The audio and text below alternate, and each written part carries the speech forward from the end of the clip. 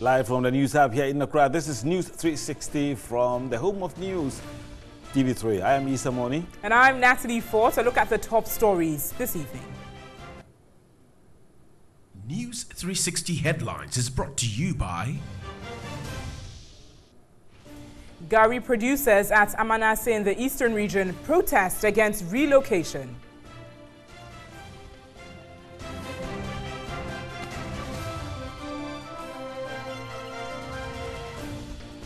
And Dakuman section of Accra Winneba Road in poor shape while residents battle in sanitary conditions.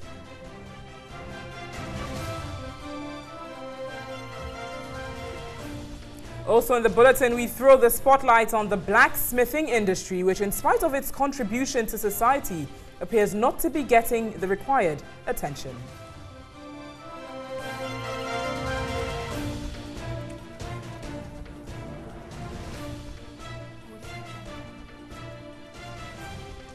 And then on Mission tonight, we'll bring you issues concerning the physically challenged.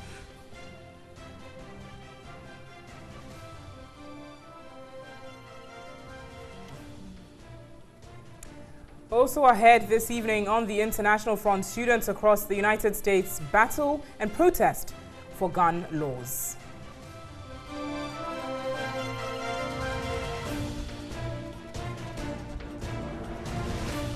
Also ahead this evening, we'll bring you the details of the funeral of the late Ebony Rains.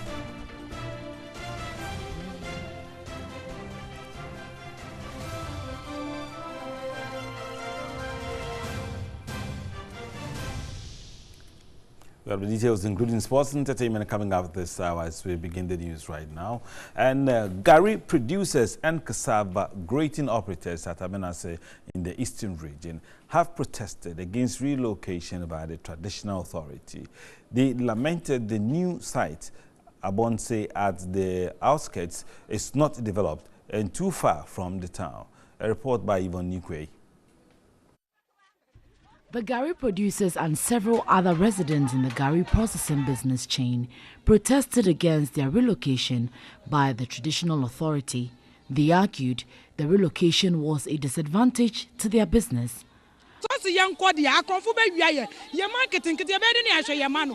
We stand a chance of being attacked by armed robbers. Also, relocating our machines is a challenge. We're pleading with the government and the chiefs to come to our aid. Farmers had come to supply cassava to producers, but many would not buy because they feared they may not be able to produce in the wake of the directive. We gathered the Amanase Traditional Council had asked Gari producers and cassava millers to move their business to Abonse at the outskirts of the Amanase township. The assemblyman of Amanase, Prince Michael Agohu, agreed the directive was necessary but requested more time. Nana Jasi yeno eye ne mum edu baabi a na achia kakra e de chese baabi odi ama nkrofo no eye se caterpillar kodo ho na eho ye kama. The decision of the chief is not a bad idea, but we will also require him to provide some favorable market condition. The Jasi Hene of Amanase, Nanadwe Jekum, explained the directive, which was given 2 years ago, was as a result of a survey conducted by the Ghana Health Service, which placed Amanase among the filthiest communities in the region. 2 years in here ase na ya yen nkakra kusi se ya ma wa kwanya se eye Gari factory ebien ewo kurum ha no won banchi no mfa ni nyina ankoho na won koye sa Gari nsu no ho adwuma ho na ni nyina mu na nanom so yayi asase kese atowo a yesi wo nyina wontu nkoho. We gave them the notice for about 2 years now, but they are not ready to respond to our directives. This is the final opportunity for them to relocate to rid Amanse of filth. 2 years is enough. He will not accept any excuse and wants them to join those operating at a facility provided by a non-governmental organization in the interim. Amanase is among the leading Gari producers in the country, providing jobs to hundreds of a youthful population. It's now moves to Greater Accra region as the Dakuman section of the Accra Winneba Road is in poor shape The once beautiful prime location in the capital is also battling insanitary conditions as residents cry for help. When Community Connect got a distress call from Isaac Ashon concerning the year-old sorry site at Dakuman Junction in Accra, we expected a mess, but not in such gigantic proportions. This major road is heavily potholed, filled with stagnant water, and it's dirty and stinky. Dakuman Junction is located on the Kaneshie-Mallam Highway in the Ablekuma North constituency and also within the Ablekuma North sub-metro of the Accra Metropolitan Assembly. Many years ago, when CP contractors put this road together, I was just a child in primary school. It used to be one of the best in the country, but maybe not anymore. The structural defect on the asphalted surface due to the excessive presence of water ruins a very beautiful story. For all regular and first-time commuters along the busy highway, this quagmire gets mad by the minute and help seem nowhere near. Not from the managers of the sub-metro or the Department of Urban Roads, nor from the big businesses that ply their daily trade even in the face of the smelly, dirty and absolutely irritating flow of the wild mixture through the city center. This is the genesis of what has become a thorn in the flesh of motorists, pedestrians and residents. It flows freely without hindrance and vividly marks its path with a whitish substance as it travels along the stretch. Some residents believe the liquid is a spillover from a manhole.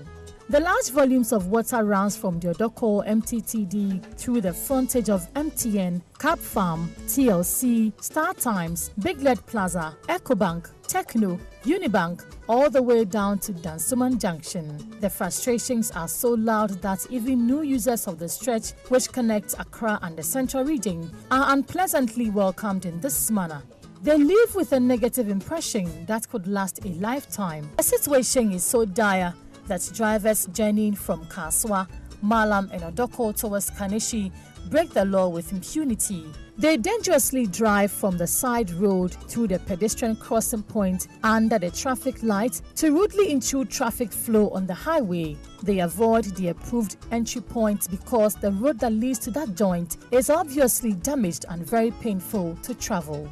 This policeman in Mufti, who would not speak to us on camera, could not help but insist that this driver does the right thing.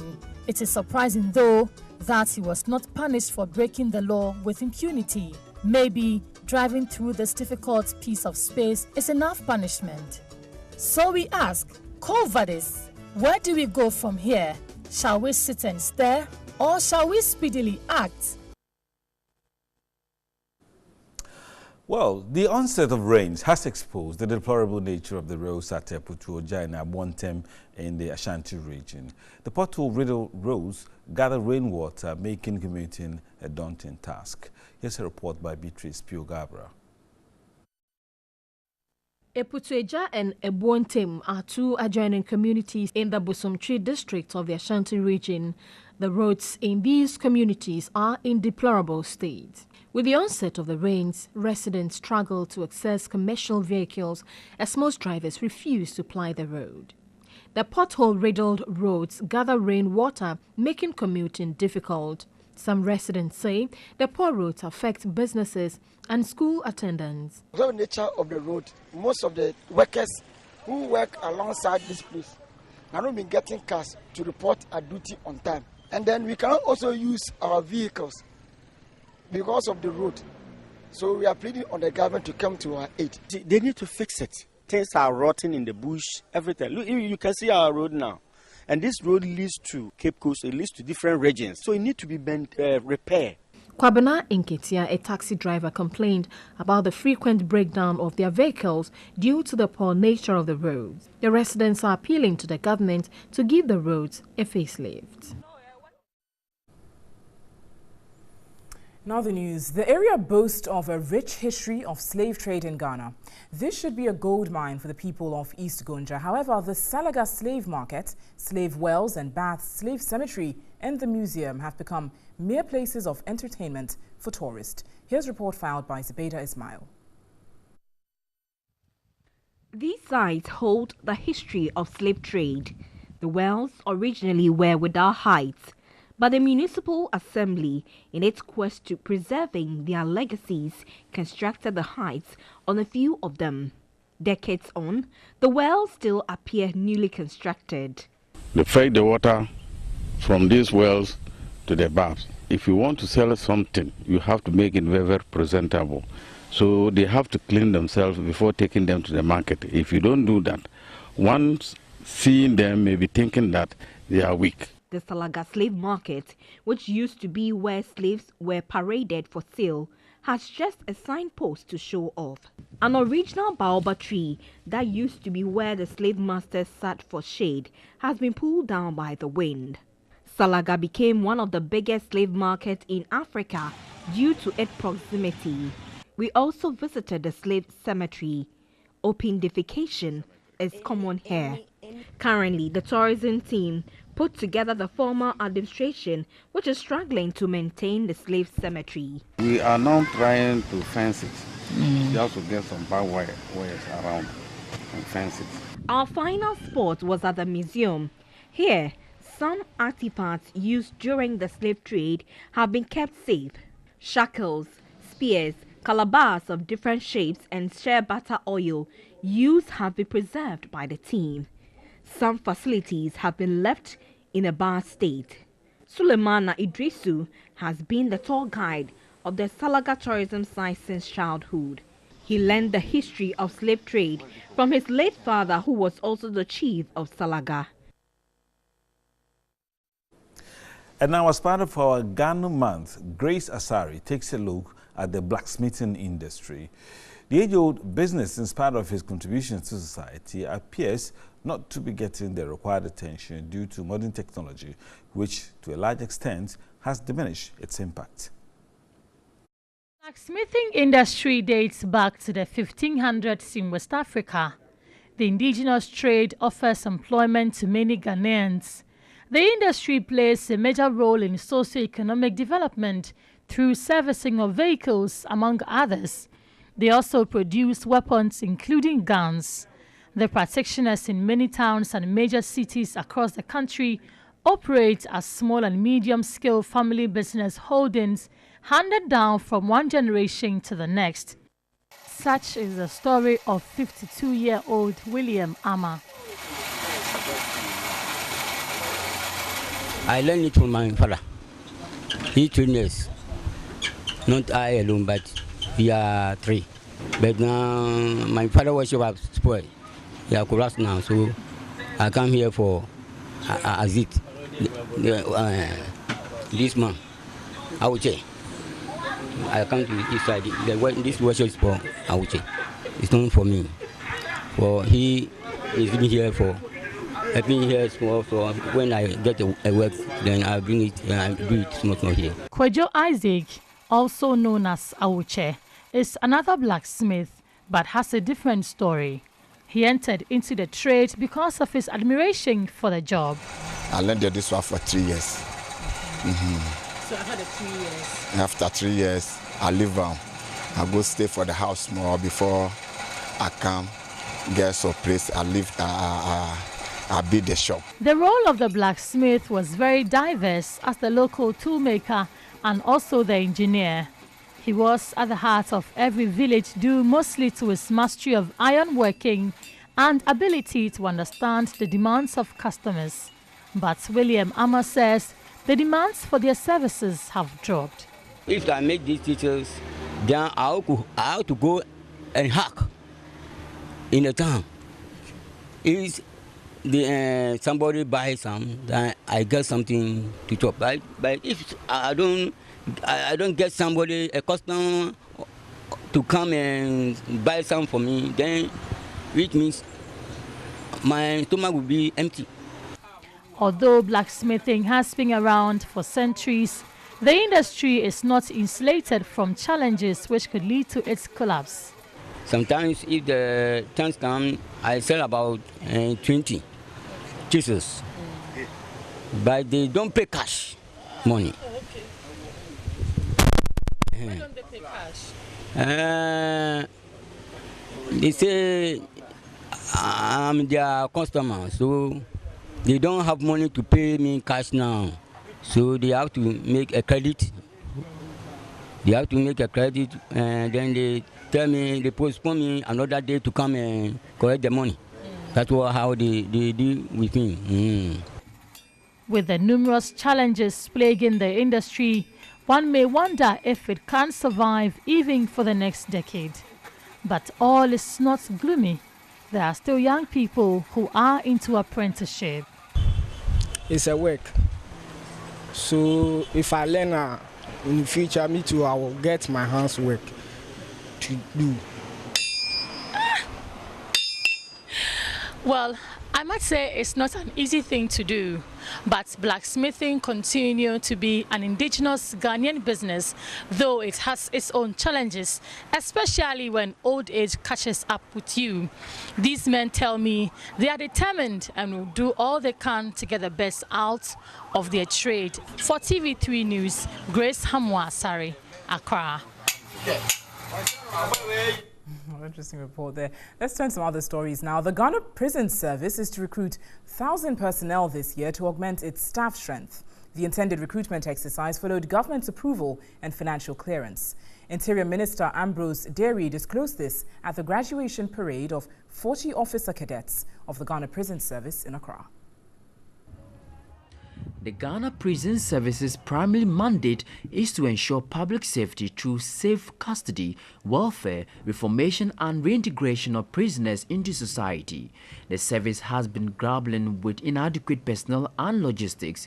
The graduation of Cadet Officer Course 24 is a boost to the service. Being the only people who come into regular contact with prisoners, officers must continuously demonstrate the values of integrity, honesty, and respect for human dignity to serve as a positive influence in empowering the prisoners to aspire to more productive lifestyles on discharge.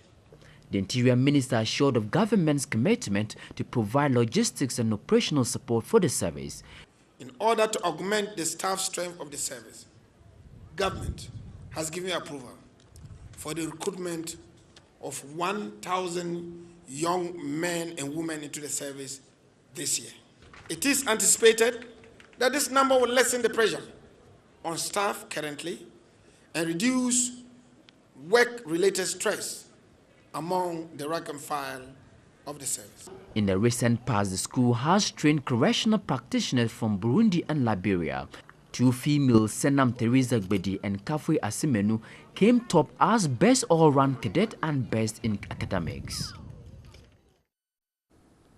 Let's go to the Western region now, where 3 remanded prisoners at the Sekondi Central Prisons have been freed by the Justice for All program. Meanwhile, a justice of the Court of Appeal, Justice Clemens Honyenuga, has decried the alarming number of persons remanded for rape and defilement and called for intensified public education to discourage the youth from the crime. In all, 20 remand prisoners, including 1 female, were tried for various offences, including possession of narcotics, stealing, causing damage, possession of firearms without authority, threat to death, defilement, rape and manslaughter. 3 were discharged, 2 convicted and imprisoned, while 11 applications for bail were granted. 4 applications were, however, refused bail. The trial judge was a justice of the Court of Appeal, Justice Clemens Honyenuga. The Justice for All project is under the auspices of the Access to Justice for Remand Prisoners project. It is a collaboration between the Judicial Service, Attorney General's Department, the Police and Prisons Service. The project seeks to avert overcrowding at the prison by setting up special courts to adjudicate on remand prisoners' cases. The prisoners were offered free legal representation during the hearing. Justice Clemens Honyenuga later in an interview said the program has helped reduce the prison's population. For the national population of remand prisoners, we now have a total, the percentage is about 12.9% as at now.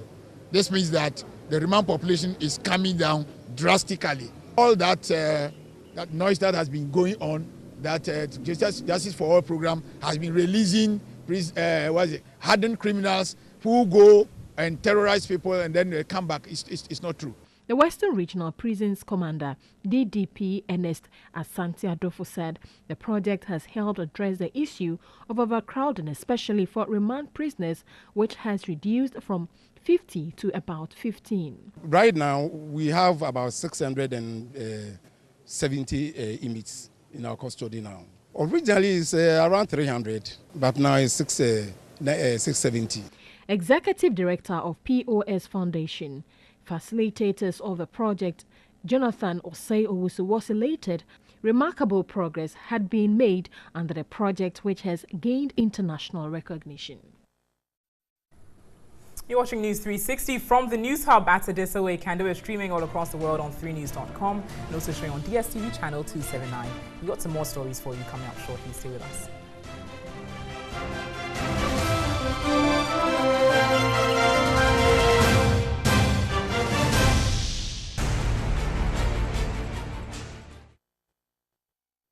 Welcome back to News 360. Time now for Mission segment, brought to you by Star Ghana with support from UK Aid, Danida and the European Union.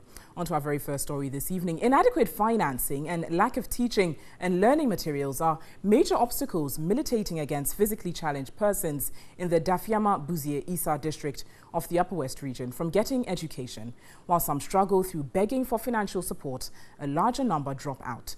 Bright Nana Amfo spoke to two physically challenged students, Ama and Kojo. We've got to conceal their identity to avoid them from being stigmatized.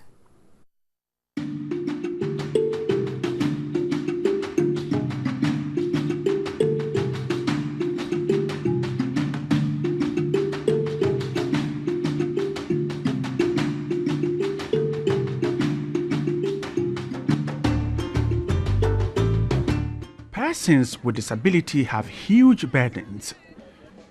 Of particular notice are those who are in school, one of which is accessing public buildings. Some schools are trying to become disability friendly. We're hiding the identity of a school and the person with disability that we want to engage in this story. Now, this is one of the schools in the Upper West region. The school is disability friendly to some extent.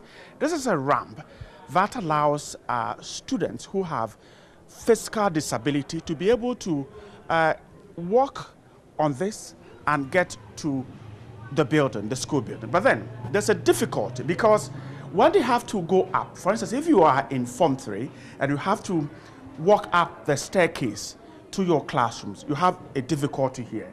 Persons with disability simply can't go on this smoothly. They'll have some difficulty climbing to the top. And of course, the person with disability that we engaged indeed has told us that getting up to his classroom is indeed a huge challenge for him. He's been here for 3 years and he's gone through this inconvenience every time he had to attend classes. He's only pleading that authorities will ensure that every public institution has a ramp for persons with disability to be able to comfortably use it. Ama is in Form 3, getting ready to write the West African School Certificate examinations. Her problems started at the junior high school level. I was in JSS Form 2, so we went to write our final promotion to Form 3. So I went out to go and buy pen and come and write the exams early in the morning. I was riding a bicycle and I kept the bicycle on the roadside. So I wanted to move with the bicycle and the motor just hit me. It did not deter her. She struggled to go through the basic education certificate examination, but with difficulty. At the senior high school level, life on the school's compound is difficult. But Ama has to endure. Her school has been very supportive despite her disability.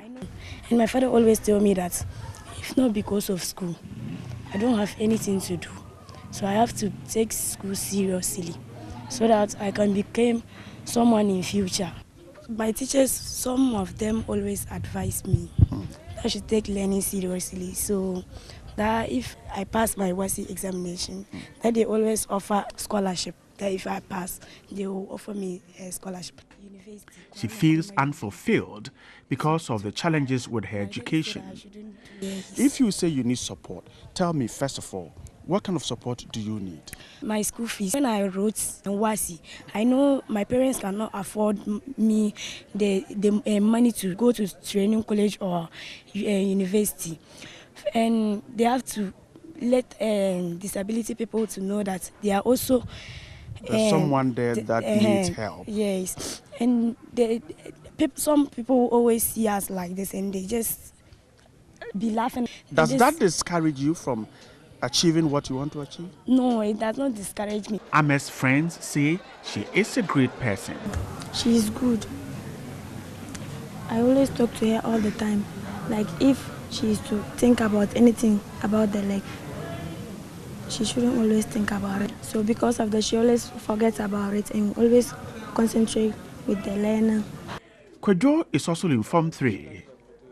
The 2018 West African School Certificate Examination stares at him, and so he's gearing up to face it. He was born with a disability, unlike Ama. The person in which I am, I know without school I can't do anything. So my main motivation is I'm just doing all I can so that I can put myself into a success way so that I can also become somebody in future. For Kwadwo, his school has been very good to him. He could not have reached where he is without his friends. But he has challenges too.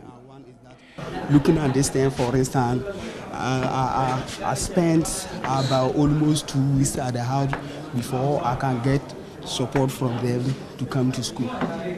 Because of financial difficulty? Yes. But eventually they managed to get to school. Get me.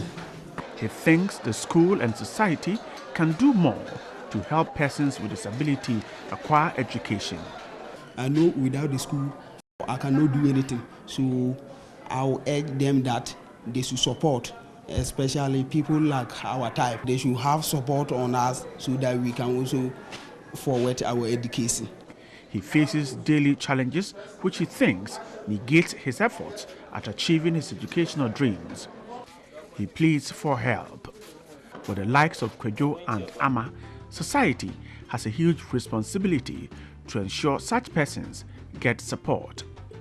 The Convention on the Rights of Persons with Disabilities tries to change attitudes towards these persons as objects of charity, medical treatment, and social protection.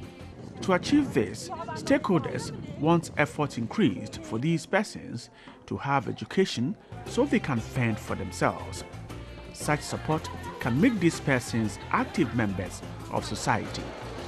Bright Nanamfo, TV3.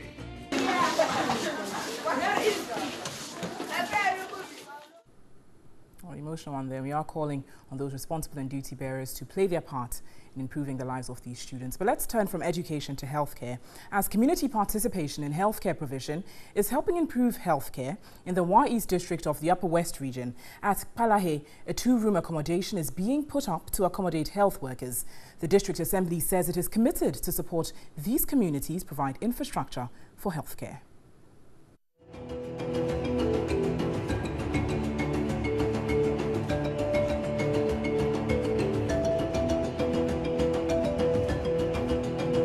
Accommodation actually is a challenge in this community, in that we have about 5 staff here, but we only have 2 rooms for accommodation. This is a headache of healthcare managers. A large number of clients are disadvantaged. 16 communities are served here. Healthcare providers refused postings here due to poor and inadequate accommodation. This was a put-off. Being the only healthcare facility and with a poor road network to the nearest health facility, the community stepped in. The Wa East district has issues with healthcare, very challenging issues, but communities are supporting a great deal.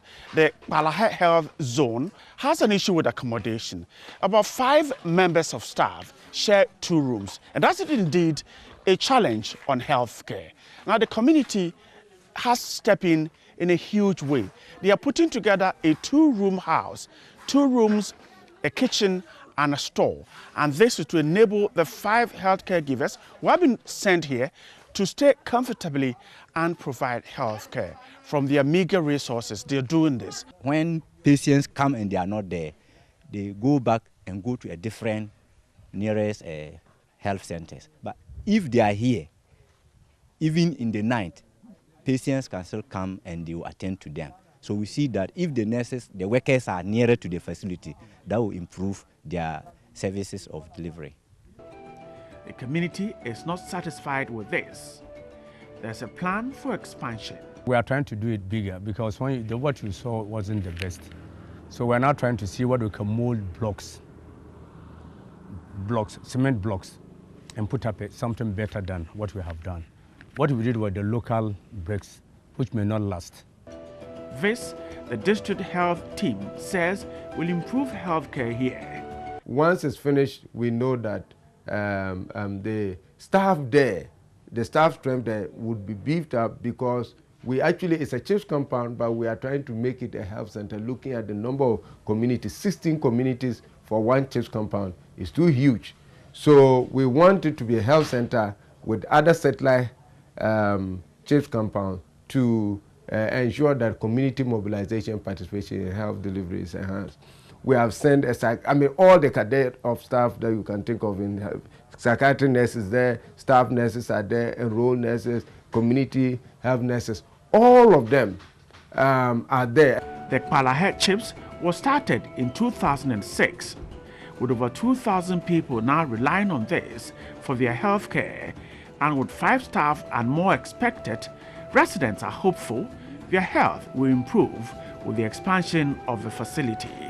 Brighton Anamfo, TV3.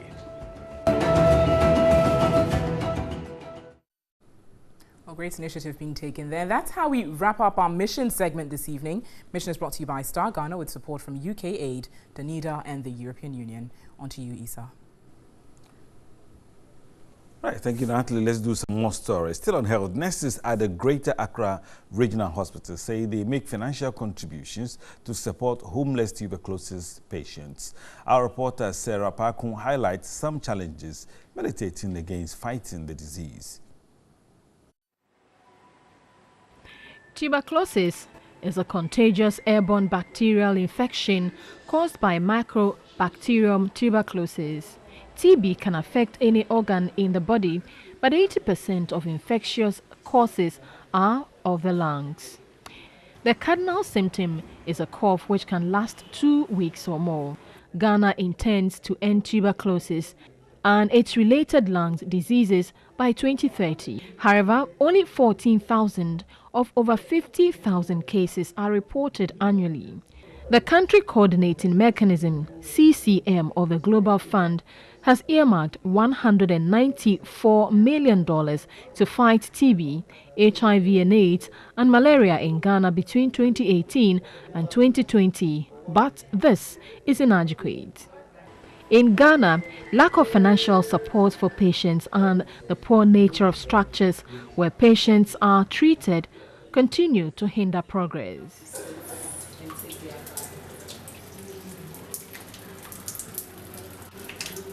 At the country's premier referral hospital, Korle Bu, the structure for the chest disease clinic is yet to be given a facelift 40 years after its establishment. However, the La General Hospital has a new structure ready for the chest clinic for the treatment of tuberculosis patients. Here at the Ridge Hospital, a structure constructed by nurses to admit homeless and needy patients has been demolished. Among the staffs that are working in the facility, they always address the staff working in this unit as TB workers. And so sometimes when they see the patients around, they get scared and they want us to send them back to their locations, even if they haven't completed the treatment. We don't have enabler funds for now. And so sometimes staff of the unit has to contribute and then pay for the food. Kennedy, a drug addict for over 20 years, is one of the homeless patients attended to by nurses here. He was diagnosed about 6 months ago. Drug, cocaine. Everyone say cocaine. I am a drug addict. I sniff cocaine. I got the disease from the act, as a lot of us usually use the same thing. Since I stopped, I have been able to buy a lot of stuff. Sally Neza, alias Ama Tilapia, is a TB survivor.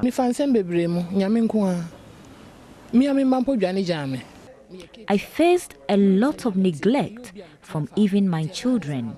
Anyone who visited me during my ailment did not return. I am well now. As the country has recorded its first case of extensively drug-resistant TB, Program Manager, TB Control Program at the Ghana Health Service, Dr. Frank Bonsu, is calling for a multi-sectorial approach to support researchers to come out with a new drug to fight the disease. The medicines we've been using for TB has been with us the last 40 years. That is why we are asking for global leadership, that more and more investment should be put into research to come out with new medicines for TB that can reduce the treatment duration from 8 months to, let's say, 1 month. This year's World TB is on the theme, Wanted Leaders for TB-Free World.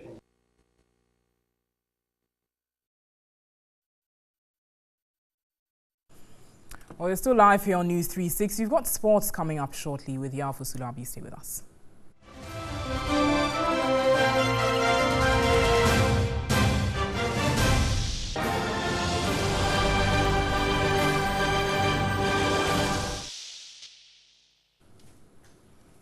On the international front this evening, thousands of school children in the United States of America are protesting gun violence across the country. Our reporter Portia Gabo joined them in the march dubbed March for Our Lives rally in Houston, Texas, and has come through with the following report.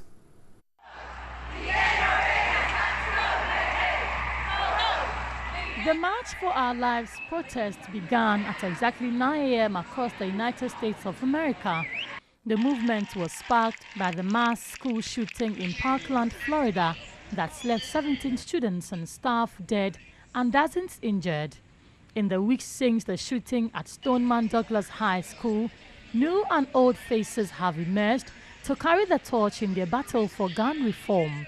Some students and teachers were disappointed not much has been done to control gun violence in the United States of America. Even though it hasn't happened per se in Humble ISD or at my particular school district, it feels like it is, because that's how personal this is for me. It's just getting those lawmakers, Congress, senators, mayors to realize the importance and what we all value. Art Estivedo is the chief of police at the Houston Department of Police. We are the most violent nation on earth as it relates to injuries and death from firearms, and it saddens me that too often we say nothing can be done. And the truth is, if Australia and other countries can do things about it, we can. Listen, no one's advocating getting rid of all the firearms, but no one can say we're doing the best we can to try to keep them in our hands. Thousands of school children and people from all walks of life have gathered here in Houston, Texas to protest gun violence in the United States of America, and they have one message: enough is enough. From Houston, Texas, Portia Gabo, TV3. That international news says Sierra Leone court on Saturday upheld a request by a member of the ruling party for an injunction to delay a presidential election runoff that was meant to happen next Tuesday, March 27. No new date has been set. So we are joined on the line by correspondent in Sierra Leone, Fabian Swill, for some update. Fabian, good evening. If you can hear me, and thank you for joining us. Hello, Fabian, can you hear me? Yes, I can hear you. Good evening. Right. We understand there's an injunction on the Sierra Leone election. What else can you tell us? Yes, the ruling All People's Congress had issues with the NEC the National Electoral Commission about the results, the announcements, the counting and all. They are not satisfied with the way the election has gone. So they're thinking there should be a proper look into the commission itself. So there were earlier talks about, it started as a rumor that there would be an injunction against the runoff. And so today, on a Saturday, the court sat and they decided on Monday they would sit again to decide whether or not the runoff would hold as slated for 27th. Right. What NEC were... also issued a press release concerning that, saying they're also calling on the security forces and the surveillance police to give them their full support and collaboration, as they're also making preparations to make sure that Tuesday, if the date is allowed, the runoff would hold. So we're all waiting on the court to decide on Monday what would happen, if it's holding on the 27th or it would be at a later date. Right. Thank you very much, Phoebe Sewell. That's our correspondent from Sierra Leone giving us an update on the presidential election. Up next, some entertainment news. In entertainment news this evening, Ebony was a highly gifted musician with a marketable personality to match. My girl indeed was the kind of artiste any record label would wish for. These are the words of Ebony's manager, Ricky Nana Ajimine, popularly known as Bullet, in the touching tribute to the late artiste. The late dancehall songstress, Ebony Rains, was laid to rest this afternoon. Here's a report by Wusu Arai.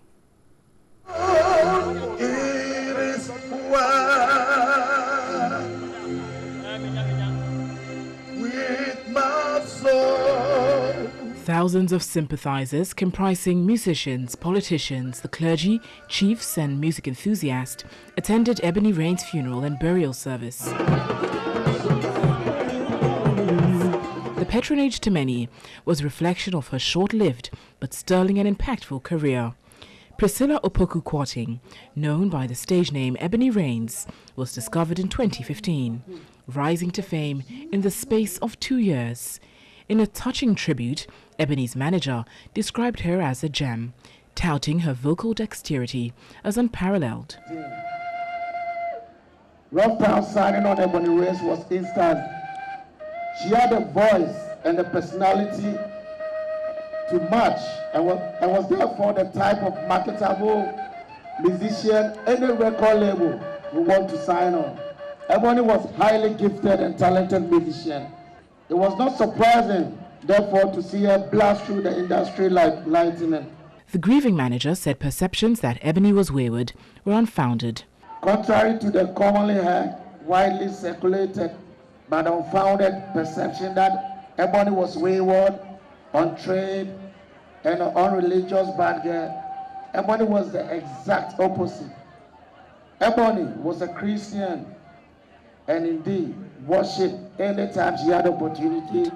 To Ebony's parents, their daughter was a special gift from God and will forever remain in their hearts.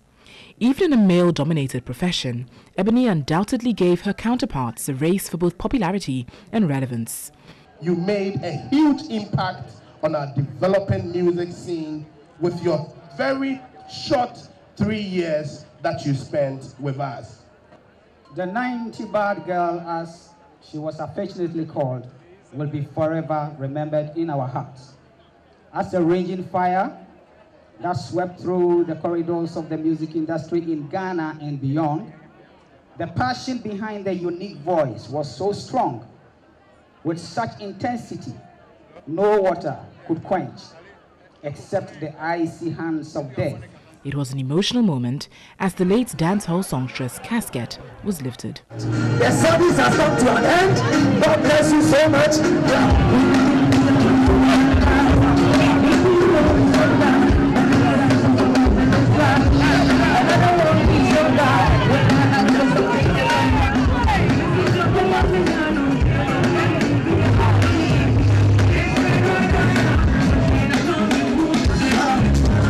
From the forecourt of the State House, and the Pope has just lifted Ebony's body, and they are moving her straight to where she will be interred. The mother, the father, and her siblings just can't hold back their tears, and this is a very emotional moment right now. The rising star passed on in a road crash that took the lives of 2 others, military officer Francis Achu Vondi and Frankie Kuri, a close friend. The late hitmaker was interred at the Osu Cemetery. Rough Time Records. Lily Spades. Midas. Right, some 5 emotional scenes that will make us remember Ebony for some time to come. It is well with my soul. It is well. It is well with my soul. It is well with my soul. It is well. It is well with my soul. It is well with my soul. It is well. It is well with my soul. It is. Very emotional one there. May her soul rest in perfect peace. Yeah, the whole nation has lost a big star. And Ebony Rains, we pray that her soul will rest in perfect peace. Now let's look at some of the stories that you've heard tonight on News 360. Gari producers at Amanase in the eastern region protest against relocation.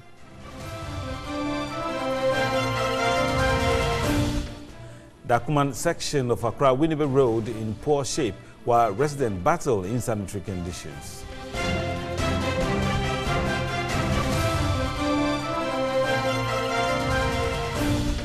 Blacksmithing industry craves for attention in spite of its contribution to society.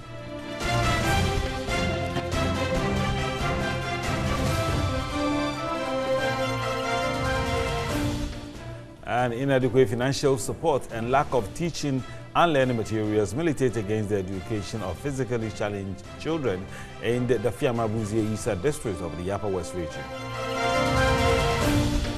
And on the international front, thousands of school children in the United States of America protest gun violence across the country.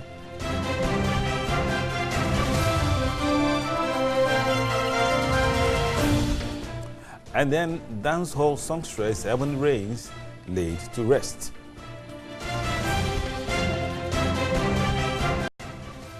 Thanks so much for joining us this evening on News 360. There's more news on our website. It's 3news.com. We're also bringing you more on the 3 Music Awards, which are happening this evening at Trade Fair. I'm Natalie Fort. I'm Isa Moni. Enjoy the rest of your evening.